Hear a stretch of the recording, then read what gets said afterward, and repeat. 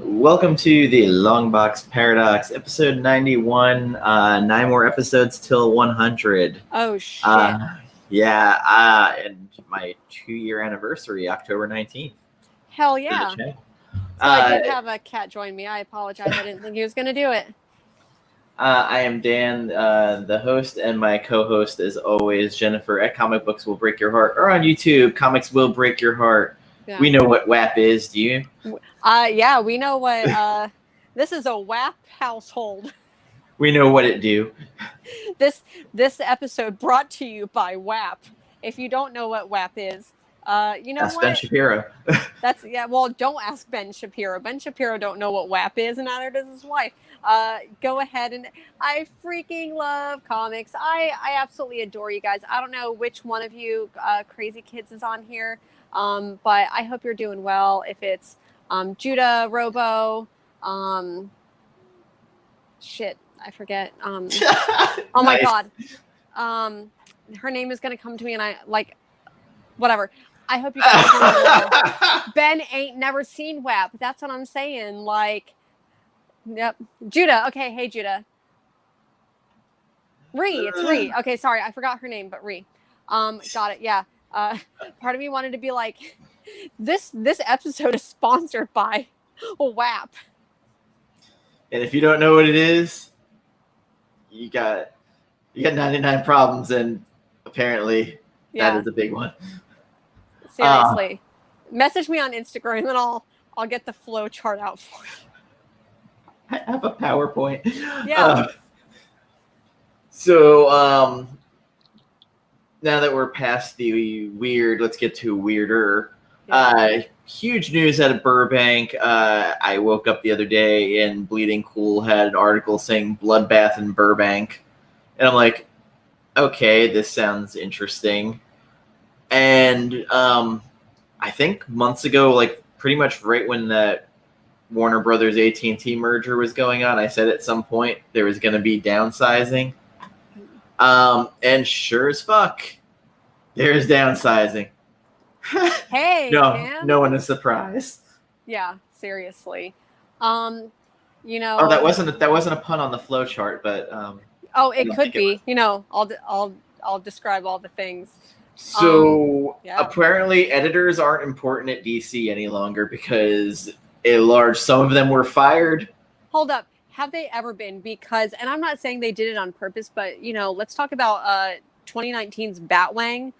Come on. Did an editor not catch that? Apparently editors were asleep on the job. No, I'm just kidding. This whole news at DC is very serious, and lives are at stake, and hundreds of people... 650. Yeah. Is that just DC, or is that across? DC seemed to take the large brunt of it. DC Universe, from what I understand, that streaming service is now dead. Yeah. It's been absorbed. Yeah. Which, big surprise. For anyone who doesn't know what we're referring to, AT&T, who owns Time Warner, everything now, and the whole DC Entertainment and all of that, basically cut a shit ton of people across all the board, including a ton of editors at DC, and even Jim Lee. From what I understand, Jim Lee didn't necessarily get cut, but he shifted. Don't really know what's going on there. I feel like I'm still waiting for the dust to settle on all of this before and here's my perspective, is that when comic book stores started opening back up and doing their soft opening, and DC announced that they would be stepping away from Diamond, I'm like, this is such a huge thing. This sounds like the end of DC Comics to me right here. But I don't know. AT&T doesn't seem to care much about comic books at all. They want the properties. Yeah. I recommend anybody out there who wants to see a pretty hot, but I think realistic take, Jerry Conway on Twitter. Yeah. And Tim Seeley probably had some of the realest shit put out there. And honestly, if you're a creator that wants to create, why would you go to DC at this point? No. You're a content farm. And it's sad because when you think of the big two, and you think DC has, I mean, granted, like, you know, I don't want to necessarily make it a DC versus Marvel thing, but immediately when I heard this news about people at DC getting cut, it made me angry because I feel like I've been um, cutting DC titles for a very long time. And then, especially after what happened whenever they split from Diamond, and it's like that just feels like a stab in the back to comic book stores. Like, you can fuck me over all day, every day as a reader, whatever, but it felt personal against comic book stores. And that's what was disappointing. And so when I heard this news about DC, I'm like, ha, you fucking, you know, you deserve this. But then I'm like, wait, there's hundreds of people who, in the middle of a pandemic, are now without a job. And where do they go? So DC is giving you DAP now? Dry. Oh, they've been giving me DAP for forever. Call me Ben Shapiro's wife. So, I freaking love comics. Jerry Conway in those tweets, he mentioned Marvel. I actually screen capped it because I sent it to Jen in the middle of the night because I was like, holy shit. And I was up because I'm just up at 3:00 in the morning now. That's just what I do. So Jerry Conway put, this time next year, I predict Marvel will own 90% of the new monthly comic market, in which case retail comic shops are done. DC Comics will probably publish reprints and a handful dozen of new digital-only monthly series intended for graphic novel release only. When the comic book retail market collapses, Marvel too will have to turn to a digital monthly print graphic novel format for a reduced number of titles. It's simple economics. The business has relied too long on a fragile distribution model. COVID and AT&T have broken it. In the long run, despite the tremendous personal loss of the people affected by this, and my heart breaks for them, it really does. These are good, worthy people who deserve better. This may be for the better in the long run to fix a broken system. For sure. And, you know, when I think about like fixing that broken system, I think that there's been a lot of talk about like what does the comic book industry look like.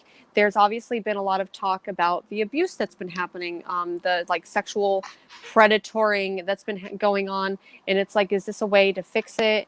When we do fix it, who is it going to benefit? Is it going to benefit these conglomerates, or is it going to benefit the readers? Is it going to benefit the comic book stores? Like, also, Tim Seeley, this was him. You can blame the year 2020 is bad, but that's just the number, and all our problems are on account of ignoring every structural problem in pursuit of immediate gain. This coming due is at the same time as just inevitability. People are going to say this a lot when you work with DC. The highlight of the experience is the editors, just generally great people who love comics. The business doesn't treat goodness, ingenuity, and loyalty as it should. Yeah. I will say, though, I've seen some people posting like figures saying, but 2019 was the best year in comic sales. Yep. But you take out the fact that the monthlies don't account for diddly shit. That it's such a, and honestly, like, I think when I looked at that number, the monthly titles were really, it was more than digital sales for sure, but it still felt so low in comparison compared to the graphic novel percent. The graphic novel keeps trending every year, higher, higher, higher. And especially more bang for your buck. And especially for the you know, the 3 months that we didn't have single issues. Like, I know me personally, I'm like, okay, if I don't have single issues, I still need to read. And, you know, the whole thing with me breaking my foot and just getting a shit ton of stuff. I was still like, okay, let me go ahead and read 100 of these graphic novels. So that was like my drug of choice while I couldn't get single issues. So one of the names that showed up, I was puzzled by as the editors, Mark Doyle. That got cut or that got fired, laid off. Yeah. Mark Doyle, who was running the entire Black Label line, and it was his child basically after Tom King got him fired off Batman because they had a disagreement over an artist. Yeah. Which is funny, giving that guy power over anything. But anyway. I feel like when it comes to DC's off-print, well, I don't know what I'm not sure what you would refer to it as, but like, Vertigo, rest in peace. Milestone, rest in peace. Young Animals, rest in peace. Black Label, rest in Probably. peace. So it just seems like part of the trend for that. And to me, like, I know I've spoken about it before, but those titles have always been what's done it for me. And to see those go to the wayside, it always hurts. So as much as I like the TPB OGN model, you're basically spelling the death of the LCS. It's dead. Even though the back issue market really is driving a lot of those, and Magic the Gathering still is a big seller for that. Yeah. You're killing the LCS because they don't have the power. They don't have the money. And the local comic book shops are the only place that you can get single issues at. You can get you can buy them off of Amazon, but when it comes to single issues, you can only get those at local comic book shops. You can get some of them at bookstores, but I don't know. When I think about how much, maybe it's just me and my personal reading style, but out of the $80 to $100 I spend each week at the comic book store, 75% of it's on single issues, and I'll maybe pick up one trade. So bookstores, of course, will exist. I mean, that might end up getting Barnes and Noble back out of its problems. But again, you're squeezing at the little guy because these bigger stores will flex their money muscles and basically get contracts that will get them stuff ahead of and more of everything. So it's give and take. You'll have more avenues to get them, but at the same time, how many small businesses are you killing? Yeah. This is going to be tough. It's going to be interesting how this shakes out because, again, Jim Lee, basically, in my opinion, is becoming the Stan Lee of DC, where they don't want him running anything, but they like having him around. Yeah, for sure.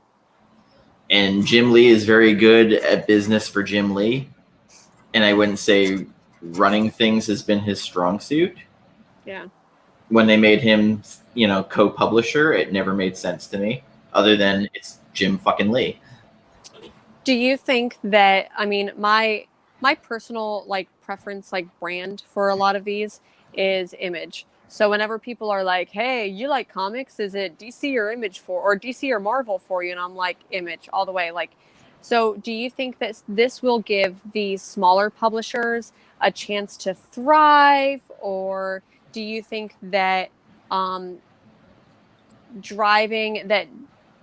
brands like DC drive people into comic book stores, and that's where Image, people go in for the DC title, but then end up picking an Image title? The only reason I could see younger creators now leveraging DC and Marvel now to get their name out there, but they're going to save anything creative for their own things. I mean, it's kind of already happening, but I feel like it's going to be 10 times worse. Yeah, for sure. Todd McFarlane, I freaking love it. He will never, ever, ever work for the big two. He's one of the guys, when he says he won't, I legit believe him, because he was, if you ever watched any of the documentaries, what they did to Jack Kirby influenced his whole career, where he said no. Literally, Jack Kirby wanted his art back. They said they lost it, and then started publishing it on covers after they said they lost it. Comics will break your heart, kid. Yeah. Him and Joe Simon told Neil Adams to not get into comics. They won't be around. That was another famous quote of his. And for the life of me, I'm trying to find...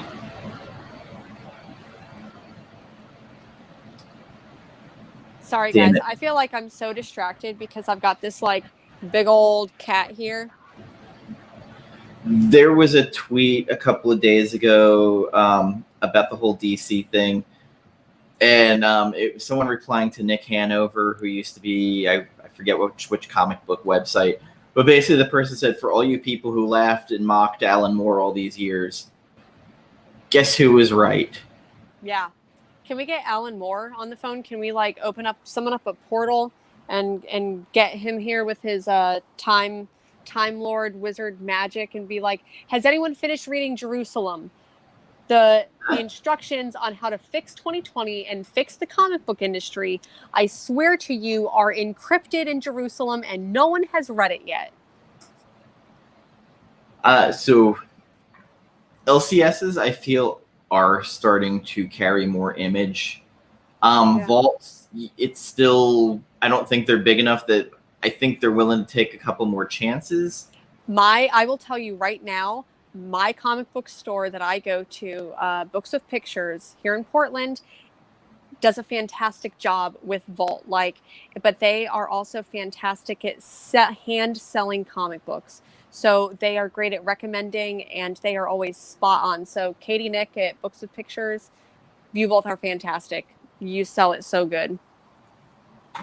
The one thing I will say, like, Boom now, if they increase their rates or if they've gotten better, could have an influx of talent coming in. But I think the thing is that are they going to get talent, or are they going to get big name talent? Because I think big name talent may not go if they know the rates aren't good, but smaller starting out talent is going to be like, I'm just going to take what I can get. I'm going to publish a comic book. I'm going to work for Boom, and they're going to accept the low rates with Boom. So every Valiant title I've wanted, I've actually had to buy from digital. Most stores, they'll carry like Ninja K, some of the bigger ones. The little stuff, not so much, unless you special order it, which you have to be on top of previews. So Kim, I had this problem for a while that image, if you didn't special order it, my LCS didn't really carry it except for maybe 1 to 2 copies, maybe extra. So that was always a problem. That's what happened with Walking Dead when it came out. Like, just nobody slept with. And also, I will say this: Diamond does like the worst fucking sales adverts for new issues coming out. Like, they are the worst. Maybe stuff needs to change at Diamond as well. I don't know. So like, so, you know, book that we are talking about Sunday that we both love had little to no, like, publicity to it. And even someone like me who, like, once again, Image is 70% of what I pull and what I buy, and even I was like, I'm not going to pick up Philadelphia, and I didn't really know much about it. And then you were like, no, like, pick it up, it's good. And then, you know, it's on my pull list now, thank goodness. But if you hadn't told me about it, I probably wouldn't have picked up Philadelphia. Well, it's kind of like Mercy. Like, it's like they spent their whole marketing budget on that, and like this book's just fell through the cracks. I also Bitter Root, 2 other books that just, I feel like they just didn't bother with.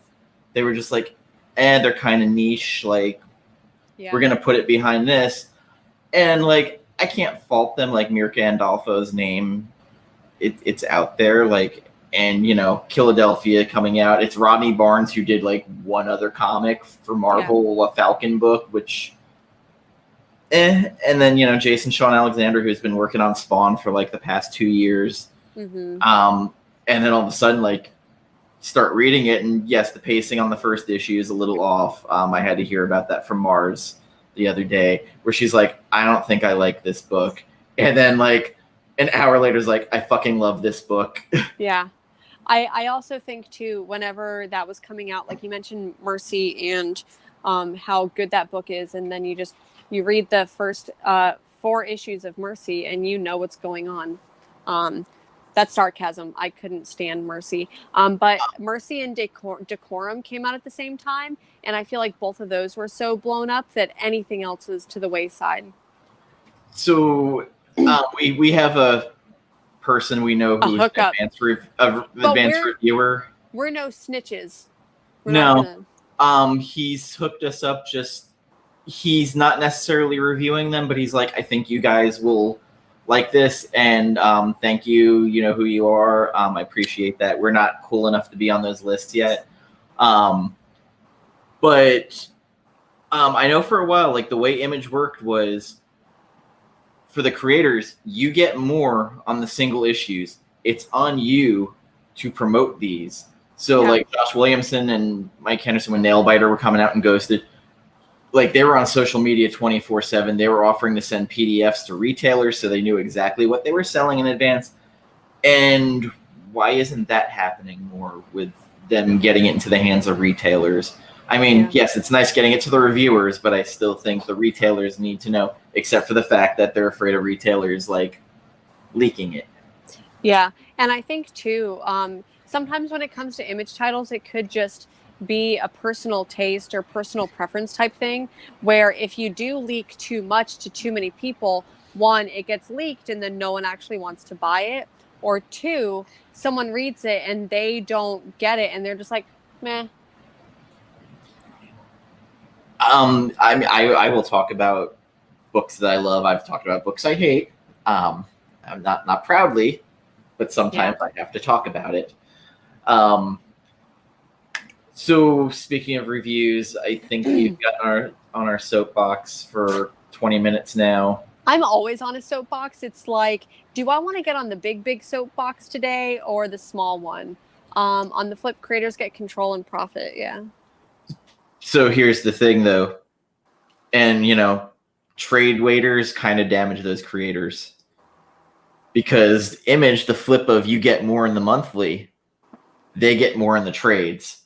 So that's the trade-off with them. The trade-off.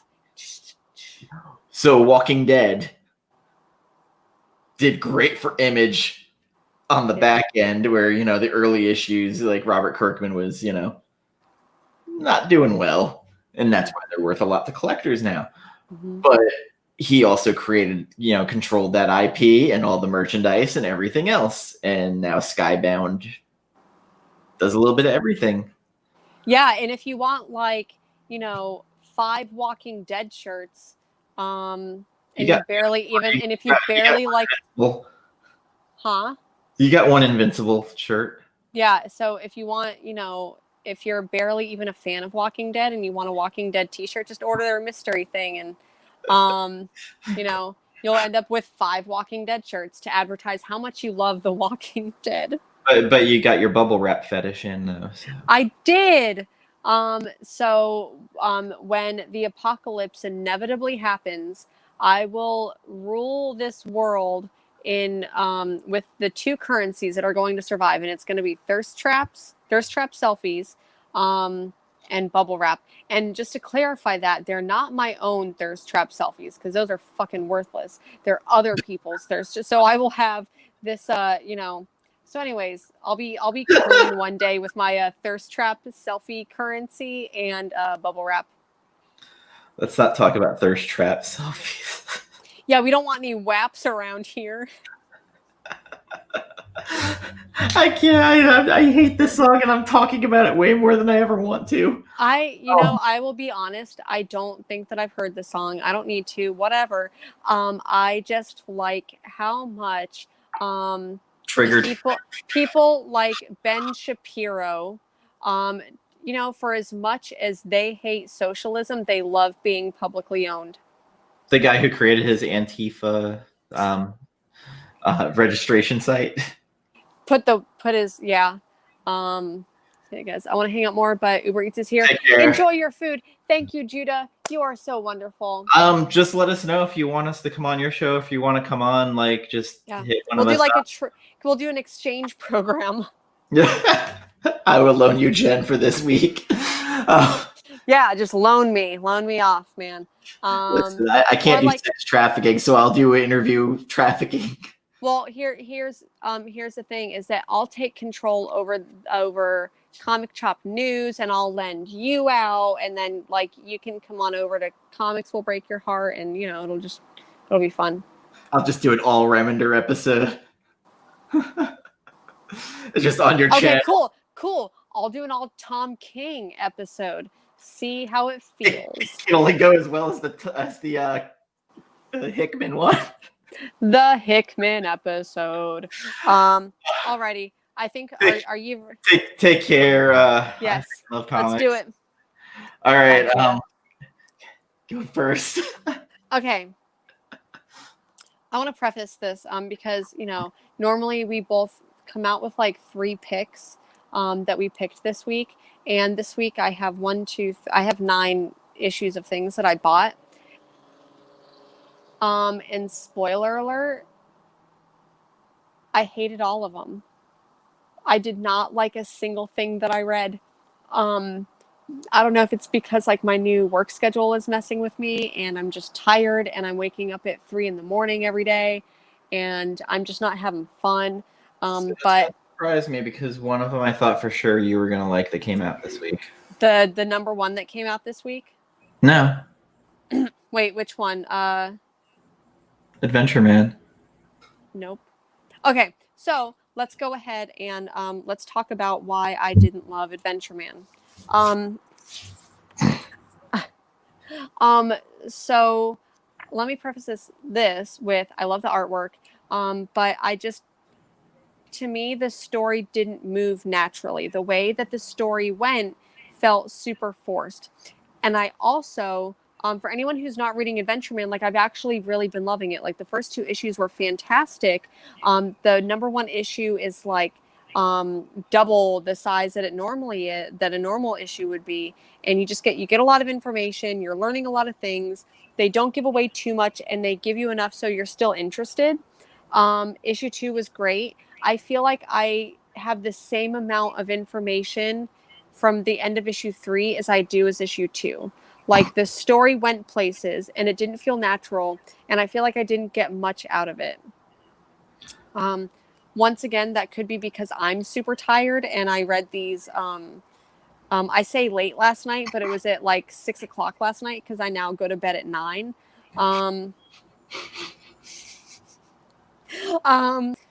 So anyways, issue 3 didn't land with me, and I'm just going to go ahead and say that could be because of me.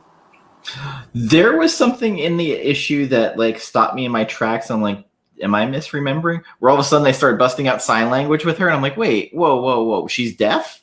You didn't know that she was deaf? I mean, it's very subtle, but there's a moment where in the first issue, all of the family is sitting around, and they basically call her out for turning her hearing aids off whenever she is at the family dinner.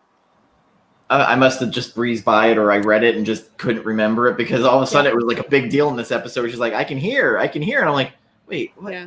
Hold on. Like, that was maybe just another thing that like a bone that I picked because I really don't like whenever people who have disabilities or people who have accessibility needs like hearing or vision or something like that just seem to be magically cured, because I think that it makes it seem like their disability is, I don't know.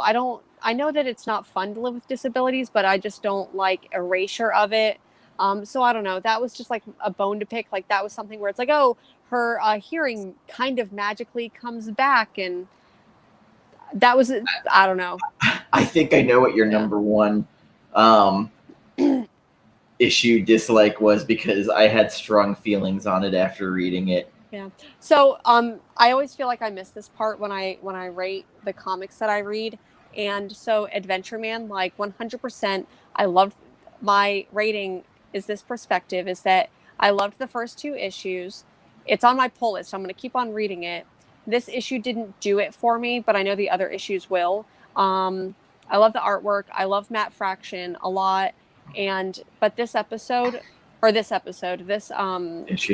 issue, I'm probably going to go ahead and rate like a 6. And that's actually, I feel pretty low for me.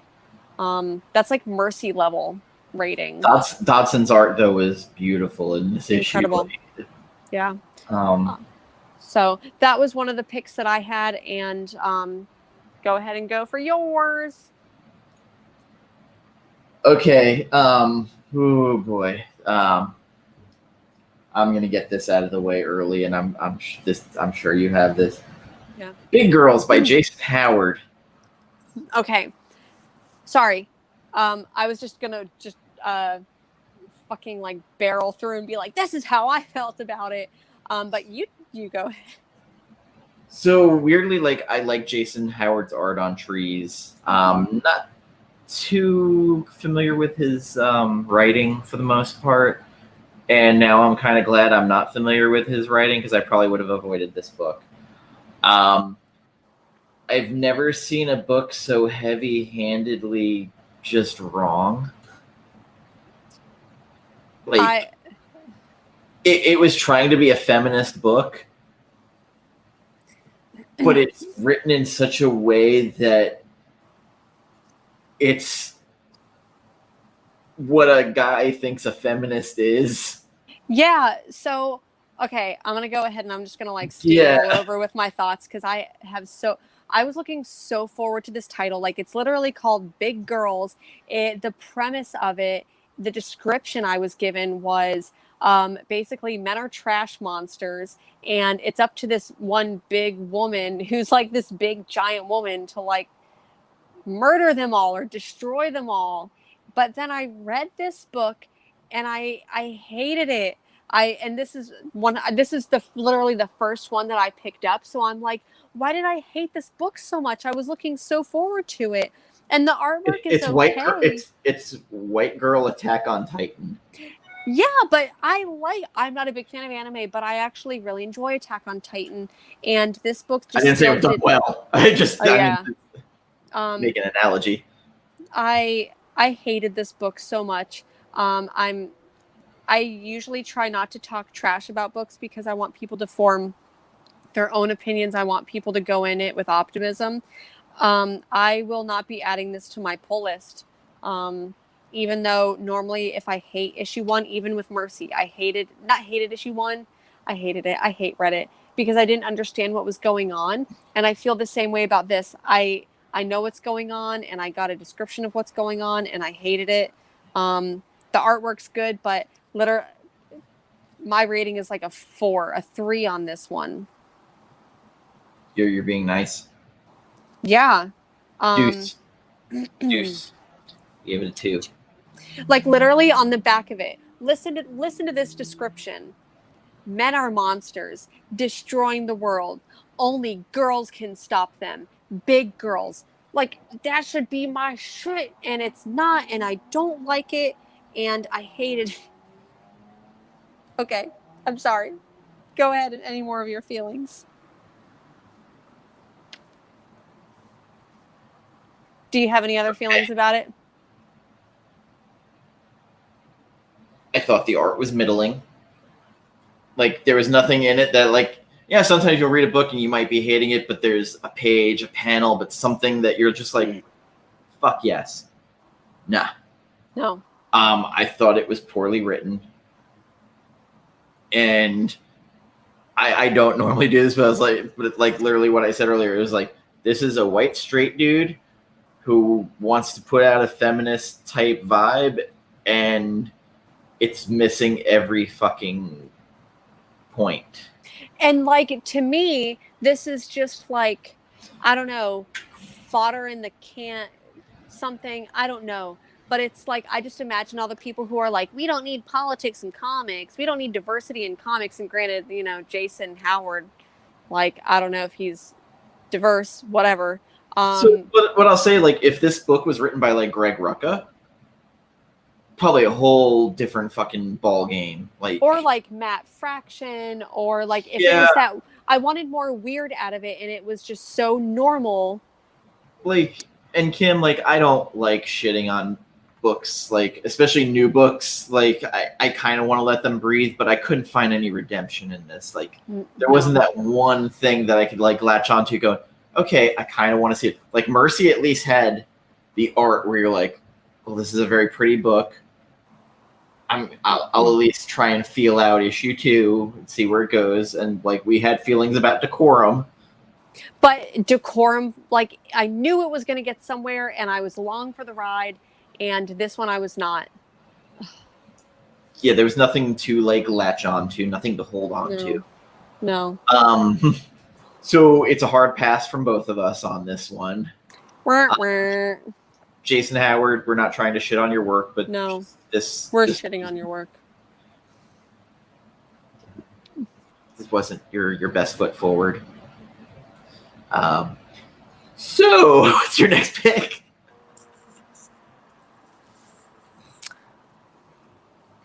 Okay, another issue 1 that I read, I really wanted to like, and I don't even know if I got a description of what this one was going to be, but I think I saw some panels, and I'm like, okay, I'm going to like it. 7 Secrets, I also hated. It was so like... Thank you.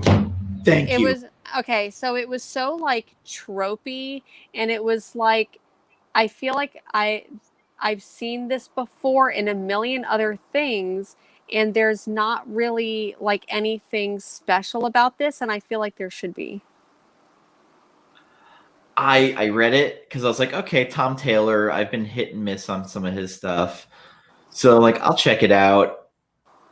Again, the art didn't draw me in. But that could be understandable. Like, the art doesn't have to like wow me, but if both the art and the story don't wow me, like I'm really sorry, I'm gonna like go to this, but there's this one part where it's like there's this scene where there's the like motorcycle chase, and then it's like 15 years early. I'm pregnant. Yeah. And I'm like, once again, like, I feel like I've read this before, and I just... Yeah, I didn't love it. Like, it just was average. Like, middle of the road. It's one of those ones I might check out issue 2 just to see like if they do a little bit more. But because Tom Taylor's Deceased book, issue 1 was fucking hot trash. And then I'm like, well, I'll check out issue 2. And then issue 2, I was like, oh, okay. So he's one of those writers I'll give like one more issue. Normally I am such a big fan of wasting my money and wasting it on comics, and I'm not even going to do this with these 2 issues. Like, believe me, like, I'm just waiting to waste my money on this shit, and I'm not going to waste my money on either of those 2 titles, if that tells you how I feel about these 2 titles. I'm angry. I am untethered, and my rage knows no bounds. I'm sorry to any of my apartment neighbors who can hear me right now, but I'm untethered and my rage knows no bounds. So, gonna move on to Dark Knight's Death Metal number 3, aka the Dark Hype Train. So, everybody going nuts because of the Robin King, who was in here for a whole page, 2 pages. We'll call it shock value for shock value. Like, saying he has Barry Allen's mom in the flash ring dead, and like every time she pops out, her arms flail out like she's trying to hug somebody. I was very happy for Gambit because Lobo was in it. Lobo. Okay, so sorry, I'm gonna like interrupt you. So I saw like Lobo appeared like out of nowhere, it felt like, and I just feel like there's this random scene where he's in this world where he's killing cute little characters, and he's just like, man, I'm killing them, and I'm like, I don't understand it. I don't know. Mainly, I got happy because Greg Capullo only knows Gambit as Lobo because he met Gambit cosplaying as Lobo. So he always calls him Lobo every time they talk. So I was like, oh, Gambit, Greg Capullo drew Lobo. He's like, I'm so happy right now. So, again, middling issue. Just it's a 5. It's not for me, I guess is what I'm saying. But the speculator in me picked it up because just in case this character blows up, I have some disposable income coming my way. A little disappointed. It's a big concept that I'm just like, it feels like it's been 5 years. Let's just get to it. Yeah. Like, end it. I'm tired of the dark fucking universe. I'm tired of the Batman who laughs. When it first came out, I'm like, okay, this could be fun because that's what I want. Like, I want these characters to genuinely go dark, and I want it to go weird, and I want to go wacky, and it does it in such like, I'm like, did a 12-year-old kid who doesn't know how to write this? I'm not enjoying it. Well, I'm glad we've been picking on the independents too today, so that people don't think Yeah. we just hate Big Two. Yeah, 100%. I hated everything this week, so. You're next. Okay. Let me think. This one's. You've been kind of hating a lot of everything because, like, you were That's what watching Oh, yeah. that In Search of Darkness. You're like, I'm like 3 seconds in, I'm already triggered. I was like, what the fuck could hit you in 3 seconds? We'll get to that later. We'll get to that later. So, like we said, is come for the comics and stay for the other random discussion. But man, I have 3 other titles here, and I have more to go through, so like just go. Okay, maybe like the one that was okay, that was, okay, maybe there's 2 that are okay. But Alienated I kind of enjoyed. This one's the penultimate. So it's issue number 5 of 6. So I feel like it's kind of ending. I can see it winding down. And I've genuinely liked this title, but this was one of the last titles that I read when I read everything last night, and I was just like, my heart, I'm broken. This week kind of broke me. So I still feel like this issue didn't land with me, but I still enjoyed it. So that's really all I got for you with this. It's Alienated, but it has been a really consistent book, and I really do enjoy it. But I'm waiting for this series to end because I think it'll end good. It's gonna end good. That's how I do my reviews. It's good. Here's the thing. Gooder. Is this week in comics gave me DAP. So basically, like, think of Ben Shapiro's wife is how I felt after reading comics. Just dry is how I felt after reading comics. It's dry. It's a fucking desert. So that was if I had 3 picks, those were the ones. Yeah. So a book I actually did love this week, Devil's Highway #2 from AWA Press, and by Ben Percy and Brent Schoonover. And the main protagonist, Shannon, is a fucking badass. She reminds me of Elizabeth Salander. Salander. From Girl with the Dragon Tattoo. Yes. Mm-hmm. She reminds me of that. It is a murder mystery. Okay. It is a trucker serial killer. Body of a whore they found when they're doing the autopsy. He had cut her open and actually put a snake inside her as the Ouroboros, the snake eating its tail symbol. Like, so he's kind of got his marking and stuff. But the whole gist of it is this woman, Shannon, her dad was killed because he basically got in the way of this killer trying to help this girl. So she comes back and is trying to solve his murder. And she basically is like a pariah in the town.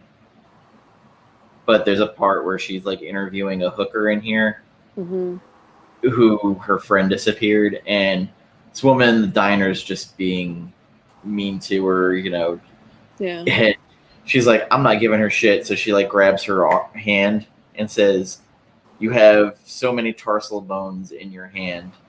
I can shatter 8 of them and you'll never pour that coffee again. Like, it just, yeah. It was, and there's an actual panel in the book that's a callback to the cover of issue 1 that shows how the shoe got on the ground. That's on the cover of issue 1. I'm really enjoying it. It's pretty damn mature reader titles. Sounds like it. But I'm 100% loving it, and this is like a new publisher I've never really read from before, so it's kind of nice.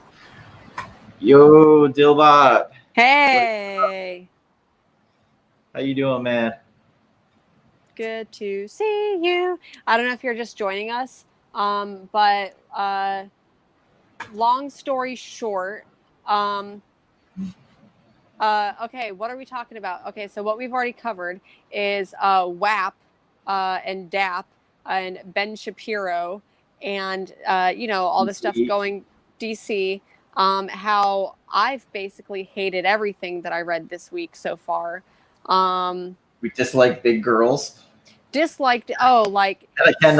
Disappointed. Oh my god, disappointed in big girls. 7 Secrets did not love. It's been Devil's Highway. Yeah, I didn't read that, so I can't comment. Here's my thing. Like, You're I didn't know. With Alienated. I was okay with Alienated, and I just think it's because it's like one of the later issues, so they're wrapping stuff up.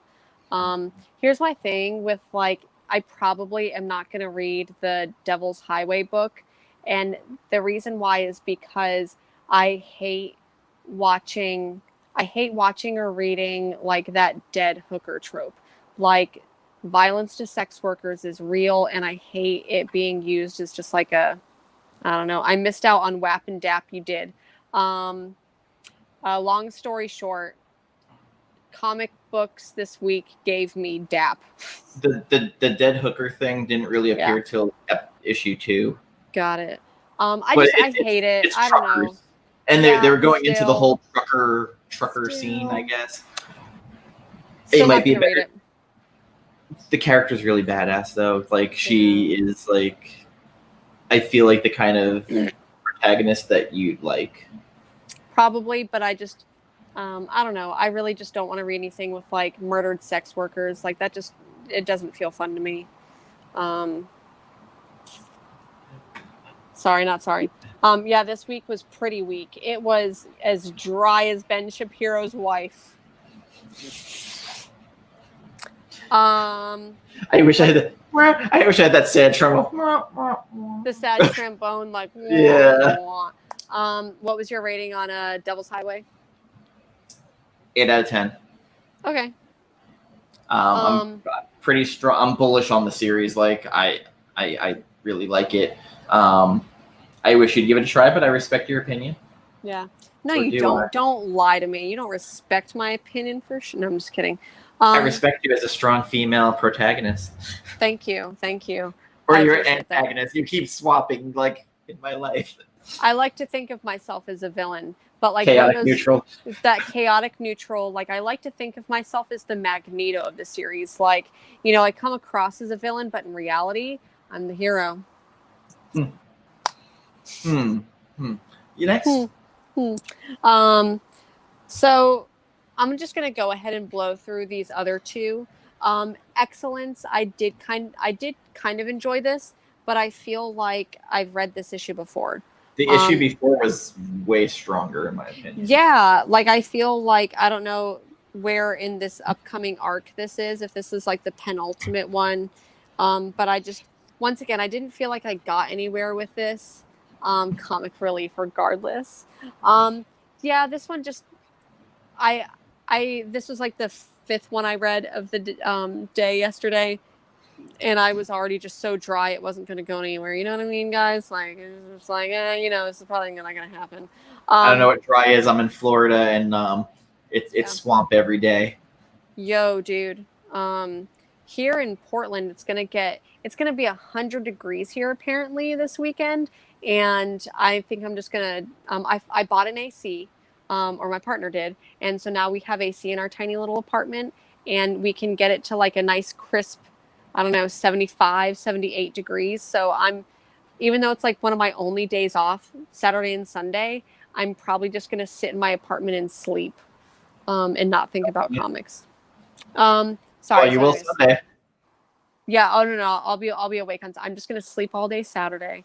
I got some cool stuff happening on Saturday. I'm about an hour away from that big fire. Oh my god. Oof. Oh.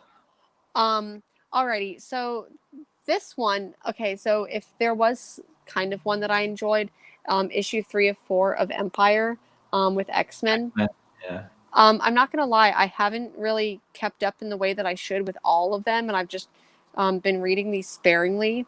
But Scarlet Witch did something, and like there's all these zombies, and that was kind of fun. I know that's Yeah, stupid. she undid Grant Morrison's Genosha from the beginning of E is for Extinction. Yeah, and I kind of enjoyed this. I still feel like I need to catch up on all of the stuff that's going on, and some of it might make more sense. But I just thought the zombies were fun. So that's my like 13-year-old boy take on this. But Issue 2 with was very magic heavy, so that made me yeah, happy. oh for sure. So anyways, that was my week in that was my week in comics. I feel so bad for like my Patreon subscribers because last week I did like, okay, this is what I got. This is all of the like things that I bought, and here's a review. And this week it's just going to be like dry. Just post a picture of the desert. My thoughts. Just the desert on just a picture of Ben Shapiro's wife, apparently. So Empire #5. Yeah. It was fucking pointless. There's no fucking point to this goddamn crossover. Like literally, Yeah. it was the Seinfeld episode of it. Like I'm just like, it was like a dick measuring contest. Well, I am the king of this. I'm the lord of this. I'm this. I'm that. By the way, we're married. I know where my husband is. That's not my husband. It's just like, yeah. I don't. Serenity Now. It was stupid. It was a waste of fucking money. It was just one giant waste of money. 100%. And I love wasting money. I really do. It's one of my like, I don't know, if I had a superpower, it'd just be wasting money. But Something is Killing the Children, the new issue. I liked that they kind of went into Erica Slaughter's origin. Yeah. It was a whole lot of let's get caught up in our feels. Before but that felt kind of off-brand. Like it didn't feel, I don't know. I think they were trying to get you to care about her as a character more. I already care about her as a character, like, and that's what I care about her for, is that I don't need, I don't know, that. Well, it's like the whole Wolverine thing, and even like, say, like Rob Zombie's Halloween, where we don't want to know why Michael Myers is like Michael Myers or why Wolverine is Wolverine. Part of why we like it is the mystery. But I mean, I still like the series, like, and I know this was like a big emotional, like, we're going to, the grand finale in the woods, but yes, Empire is a shit show, like, and I'm done with crossovers. Like, I have no point to them. Like, there's nothing, especially line wide. And I feel like it's so tough because it's like you've got to buy 2 or 3 titles each week, and you've got to read all of them just to. I feel like you kind of have to read all of them to understand it, but I don't know. Something I'm going to talk about that I finally caught up on because I was late on, and I don't think I talked about Ed Brubaker and Sean Phillips' Pulp. Man, don't give any spoilers because I do want to read it, and I am an asshole for not picking it up sooner. I'm borderline on a 10 on it. Like, don't 9 or 10. But now, like, I feel really bad for not picking it up. When you first start reading it, though, what it portrays itself isn't what it actually is. So, like, it has this whole underlying story that it takes a while to build up to, but my God, like, it's Brubaker at his best writing, and it's so with what's going on in the world today. Like, it's. I'm just gonna keep putting these pulps good and fire. Stop telling me that. Now I'm even more. I needed to waste. I should have just bought pulp this week instead of all these fucking single issues. It shocked me because, again, I looked at the cover. I was like, "Oh fuck, a cowboy book." I don't know, but it's Ed Brubaker. It is not what it looks like. Okay, I'll go buy it this weekend if I can find it, because apparently it's sold out everywhere. it's oh. Did someone say they didn't like it? Oh, hey, Fran. Yeah. So, yeah, I love the book. Like, I mean, Brubaker is one of my writers, though. Like, he puts something out, I'm going to buy it and check it out. Has all of his stuff been great? Not so much, but Yeah. for the most part, there's something. He's another one of those guys who's, I'm not going to say big idea guy, but there's always something in the story you can dig out of it. Yeah. That And you've even when got you're not enjoying it, there's yeah. something. And I think that he does do a really good job of creating these like interesting characters. And I know you've said this about Rick Remender, and I have like a thing about this in a second. Like where Rick Remender creates just like shitty characters. I feel like he does this, that Brubaker does the same thing. Like he makes characters that are that like They're more damaged than I'd say bad people. true. And really quick, while we're on this subject, can we just talk about Scumbag? Like, once again, I feel like I just got like rickrolled with the whole like crossover, and I was genuinely like almost excited about Scumbag, and then I saw that Rick Remender was writing it, and I'm like, yeah, definitely not going to be picking this up. Oh no! Like I read the preview that they had a couple of pages. Oh boy! Oh. Yeah. I'm not touching it. Nope. So. And for me to say that, that's. But Rick Remender like went all in the other day on Twitter on a Comic Gate person who was like, yeah, when are you gonna join the movement? And he was just like, never, my dude. Like literally, like bad enough the guy removed his tweet, he deleted it because I guess like people were going in on him. Yeah. Hey Rod, what's up, man? Hey, what's going on? Another Florida person. Yo, we are in the swamp right now. It's so humid. Right? Like I just have to say really quickly, like Rod, if you're listening, I appreciate so much of what you do. Like I don't get a chance to watch very many other streams. But like, man, I look forward to like so many of your weekly things. Like I don't know. I just enjoy it. I just gotta throw that out there. Like you're so great. And I don't know, maybe that's me, like, cause I just like finished this whole thing and I don't know, whatever, but I really appreciate you, Rod. I do.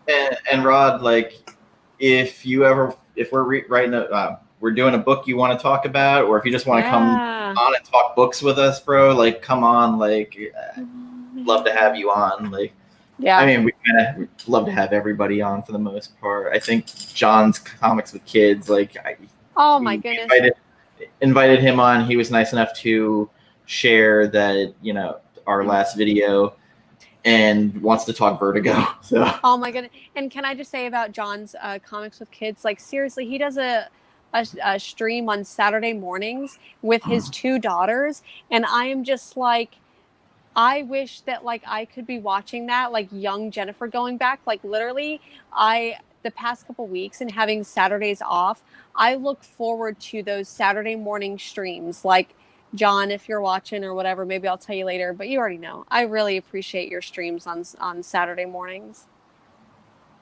So. Hey Rod, don't worry about it now. We're already like hour in. If you're in bed, you don't need to jump on right now, bro. Yeah. We'll get you another.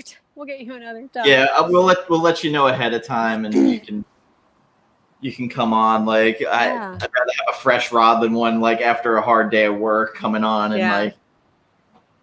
But honestly, dude, yeah, I look live, baby. I'll look live, baby Yoda.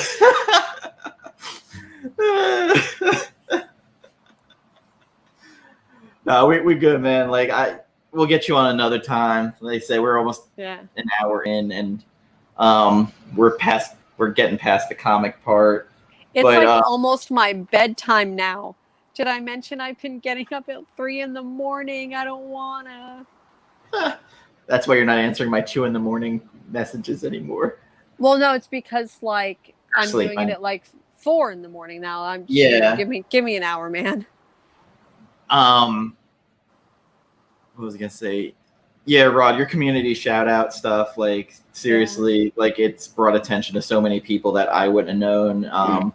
I remember like getting excited when I first started my channel when you like messaged me randomly saying, "Hey, I found your channel. I like what you're doing." And like for me, thinking nobody was paying attention or watching, that was like a huge fucking deal. Notice me, senpai. Notice me. And I know Jen and I are always playing the game of, yeah, we'll come on, we'll come on. Oh, I Yeah. work. Yeah. Well, hey, now I have weekends off. So, Sundays work for me now. And now on to the first housekeeping thing. So Sunday, if you haven't heard us talk about it, we'll be talking about Philadelphia by Ronnie Barnes and Jason Sean Alexander on our Ink Panels Graphic Novel Book Club, a show we do with our special friend Gambit. My special friend, your new friend online. Yeah. We text each other memes, and it's wholesome. We text each other trashy, dirty memes, and it's wholesome. So it's Jen's pick for the month. It is, and it's going to be Philadelphia. It was going to be one of ours at some point. Probably would have been September, spooky month. Or I was going to say, like, if it wasn't like mine for like September, then, or I'm sorry, for August, then it would have been yours for September, October. But I'm curious because you told me, you're like, I know what my pick is going to be, and it's something you already own, and I feel like I need to know what it is. Can you give me a clue? My Rodney. Oh. So give me a hint on what your pick is going to be. It's satanic. That's all I'll leave it at. It's strange, it's satanic, and it's great as a pregame for October, which I'm really sad that Gambit's got Octobers. Is it? I think I know what it is, but It's one I've threatened to do for months now. Shit, maybe. I don't know what it's gonna be, but we'll figure it out. Stop! Okay. I need to sleep. We're not going to spoil it now. You're going to have to watch us Sunday evening at 9 p.m. Eastern. 9 p.m. Eastern. We have the author Ronnie Barnes coming on with us. We have him for an hour. Thank you, Carlos, his assistant, for being really easy to work with. But really excited to have him on. Really excited to talk about it. Going to be on our best behavior. We have comic book campaign Andrew joining us, as well as that comic girl Mars, who after reading it messaged me and said that she had to come on. Yes.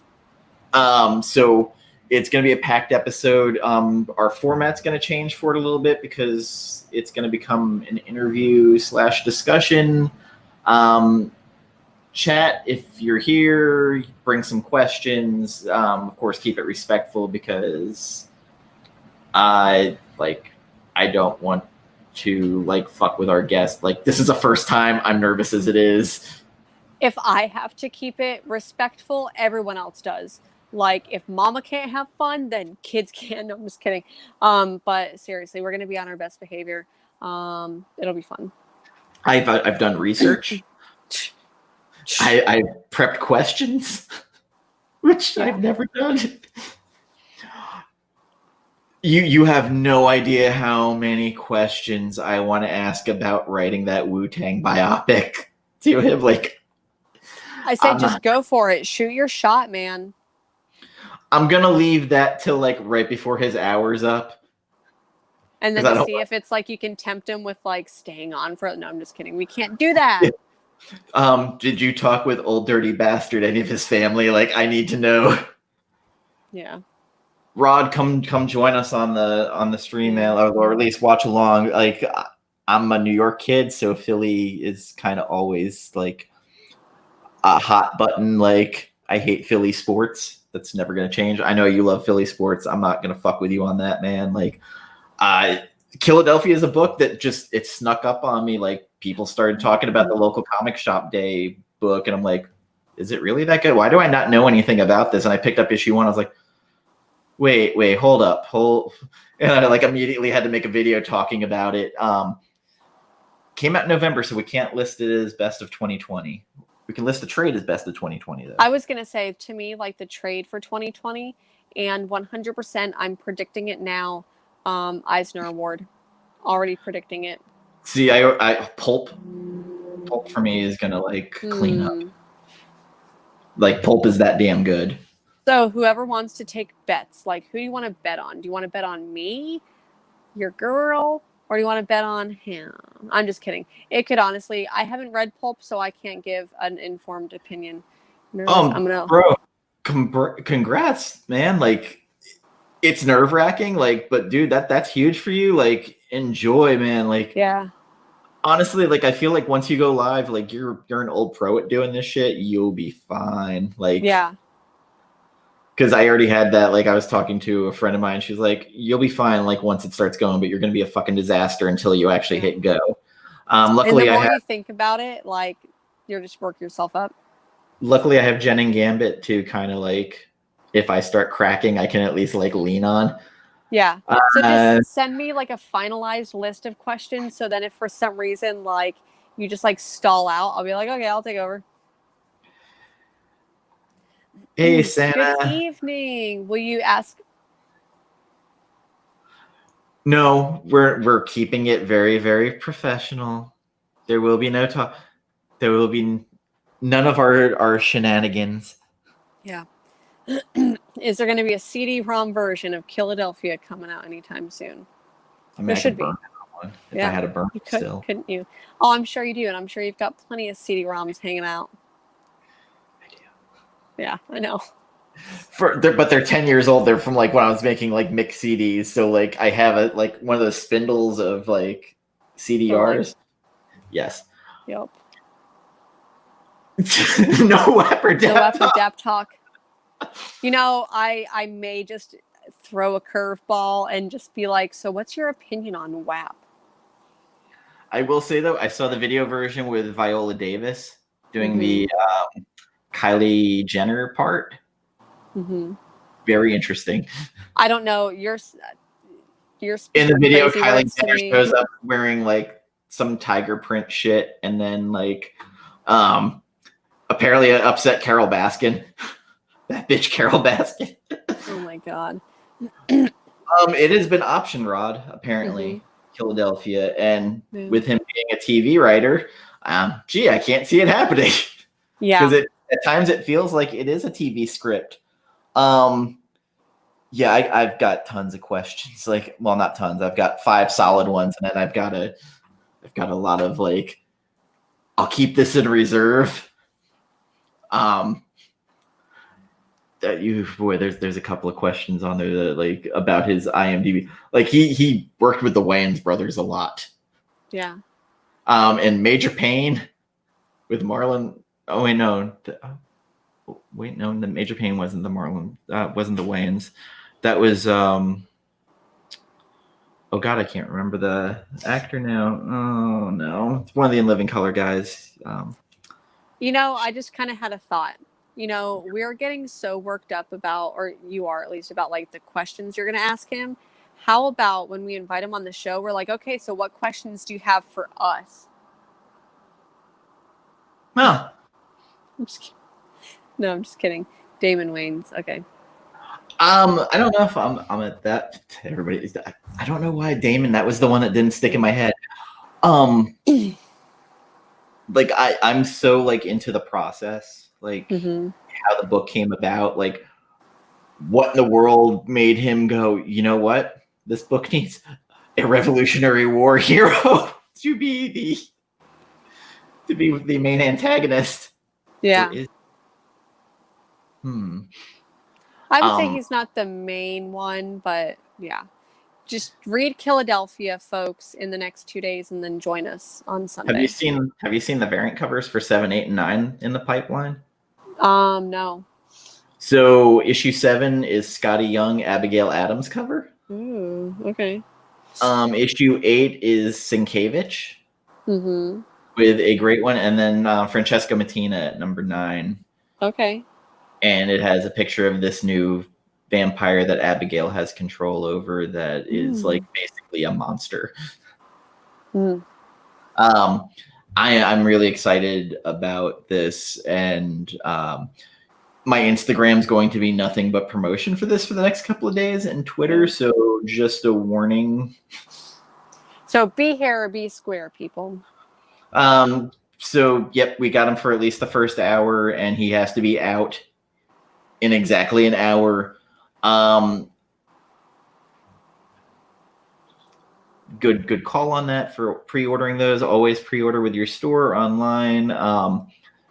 I also wanted to, like, Jennifer made an Instagram post the other day, like, thanking everybody for supporting, and my heart is full a lot, I think. Kind of keeping us going, and her going with her Patreon. I just want to thank everybody who's been coming in, watching, joining in our live streams, sending us PDFs. You know who you are. Thank you very much for all your support and helping us grow and giving us laughs, contributing information that we didn't know. Yeah. We wholeheartedly appreciate it, and it's stuff like that that keeps us coming back every week. And when comic books give me DAP, you folks give me WAP. And also, like, the pandemic's been depressing, and having this to at least kind of give us a little bit of peace during the week. And like some of you know, like I've had a horrible year and was basically ready to quit at a certain point. And Jennifer kind of kept me going and helped me out a lot. Same with Gambit. And thank you so much, everybody. No worries. And John, I said earlier you weren't here, but thank you so much for reposting our video last week, and your support has been very nice, and we appreciate it. You missed my super heartfelt confession about how I wake up. You weren't here for it, but I was like, I love John's comics with kids. Like every Saturday I wake up and I'm like, this is the first thing that I watch. And like, seriously, like watching you and like everyone talking about like your kids talking about comics, like it makes my heart full, man. Like it's really cool. You do such a good job. I love hearing everyone's opinions. Saturday morning, seriously. Like I wake up and I'm like, is it time? Is it time for like, what does his daughters think about comics this week? I love it. I absolutely love it. And also, John, like I was joking around, like if you want to come on, we'll do a Vertigo episode and talk all the Vertigo. Like that's kind of our shit. Yeah. Like literally, I could talk a lot of Vertigo titles, especially 100 Bullets was one that like I fell in love with early, even though Brian Azzarello's writing could be cringy. At times, depending what he's writing.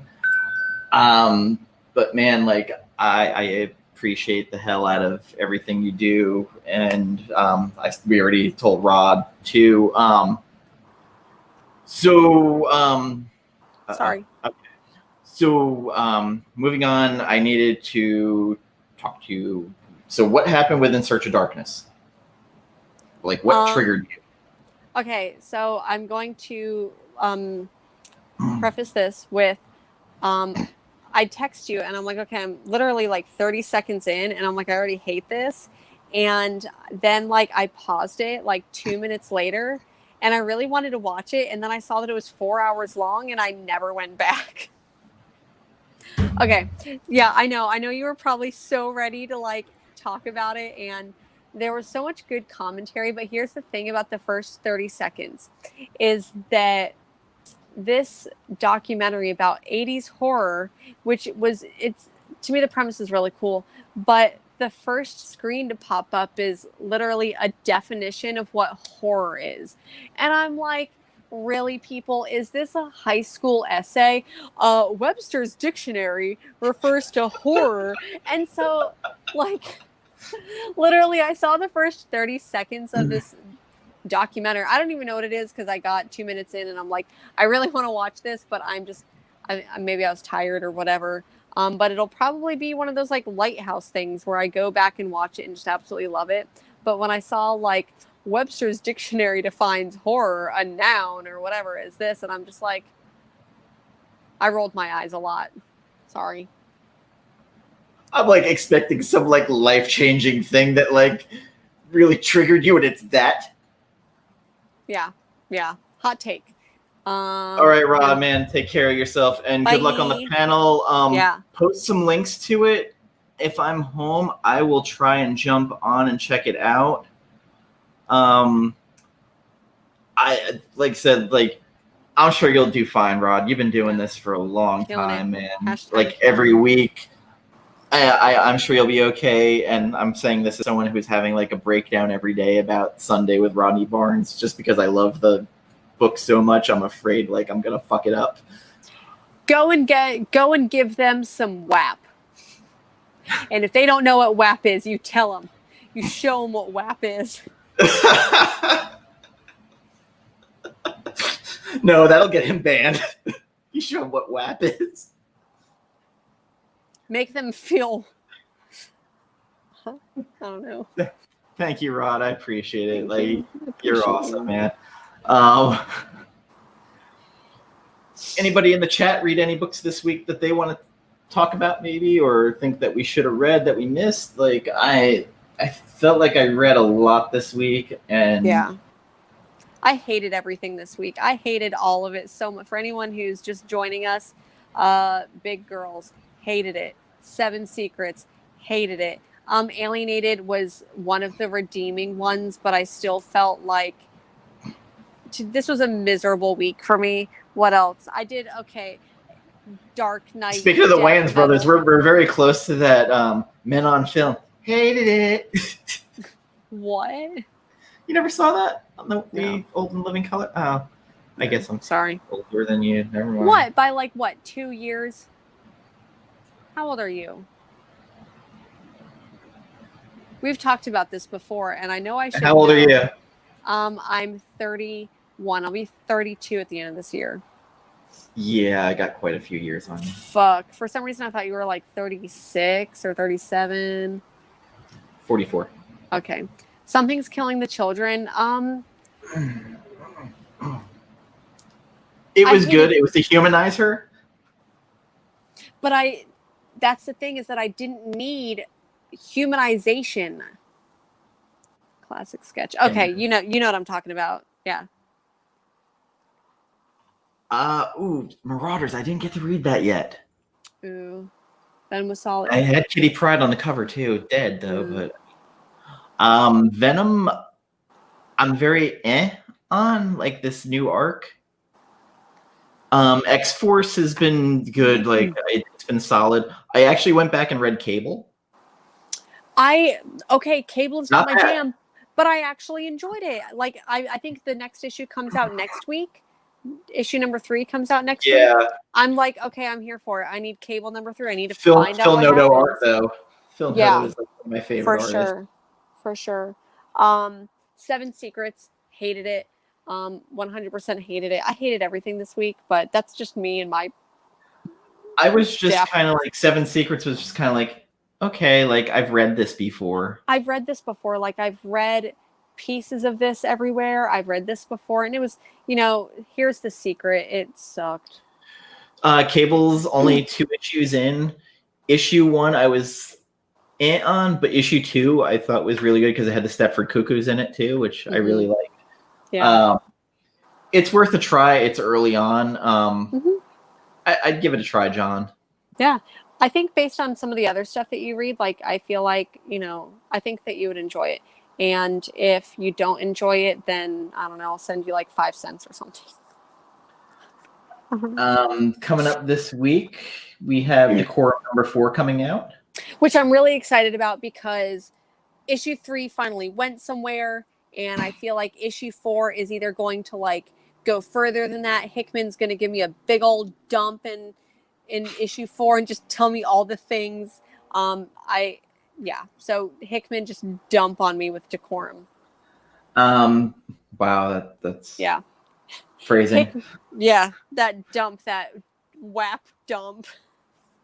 Low number 24 comes out. I know you don't give a crap about that, but that's just for me. I do give a crap. I will crap on low a lot. Ludocrats number 4 comes out. Ludocrats has been weird, and I've been enjoying that. There's a Mirka Andolfo variant for it. Okay. Let's see. IDW has its normal share of just stuff that they paid for licensing for. Yeah. Transformers and like it's all of that crap.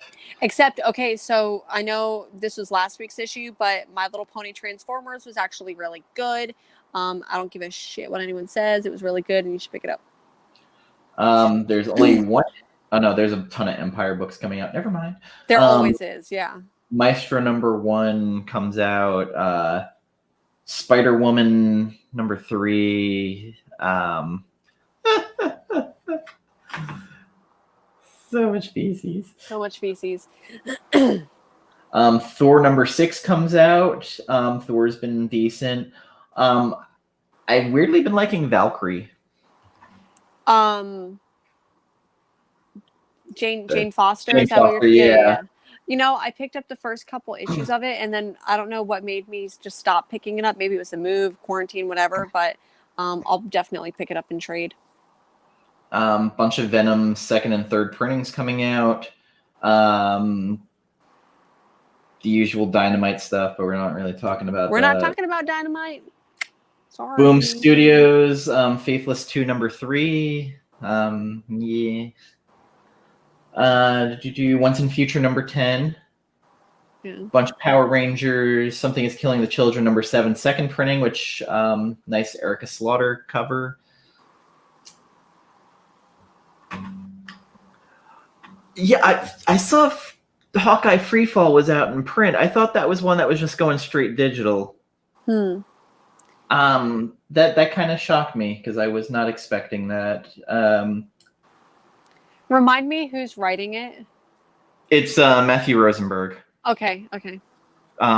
Known for We Can Never Go Home, and writer of The Magic Towel. Yep. Okay. There's literally only 7 independent books coming out this week. 7, like 7 small press books. Got it. Very, very, very weird. I think I did look at that. Like even Vault that didn't have much coming out. No. Or anything like, yeah. And Scout had like 1 or 2 issues of things coming out. Aquaman comes out this week. Yep. Batman 97. I'm sure it's going to go nowhere like it's been.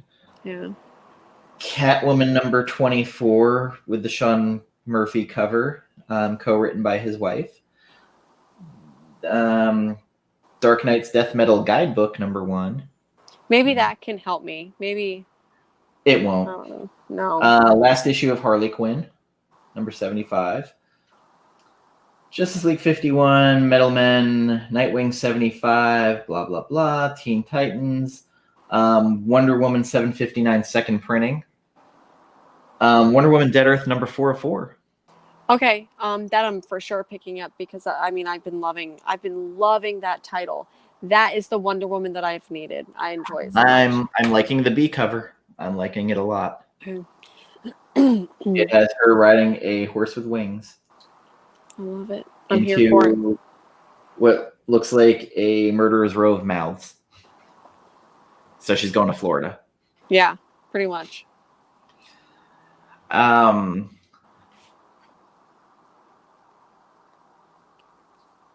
That's the way to do it. Yep. Are you going to be doing your show on Saturday? Please tell me. It's like, I don't know. It gives me life on Saturday morning. Oh, since you're not working, now you have all this free time there.